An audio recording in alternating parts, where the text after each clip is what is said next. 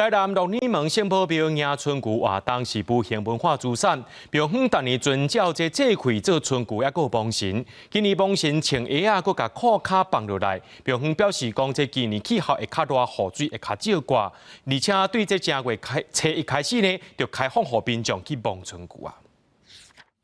庙方人员豆豆将五谷宝贝甲铜钱放入牛腹内，来进行入宝仪式，祈求四季平安。这只四寸悬、八尺长的春牛是将千位民众用4个月火做的。正统鹿耳门圣保庙每当拢会办迎春牛活动，到当传承40活动。详细看春牛甲蒙神湿水，逐当拢照农民历这块落去做。那今年蒙神穿鞋兼裤脚拢放落来，庙方讲这有象征气候较热意涵。今年哦。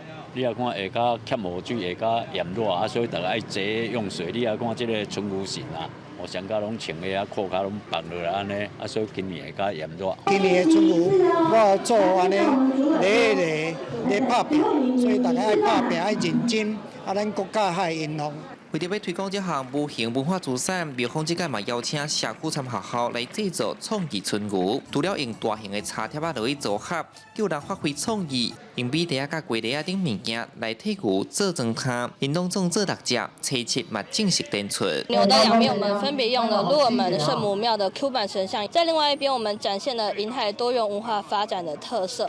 那牛的下面我们也象征了蒸蒸日上。其实是一群这个艺术家的朋友。 哦，做伙来想这个春牛要安怎制作，哦，啊要安怎互小朋友会当落去伫顶馆去做，不管是彩绘装饰。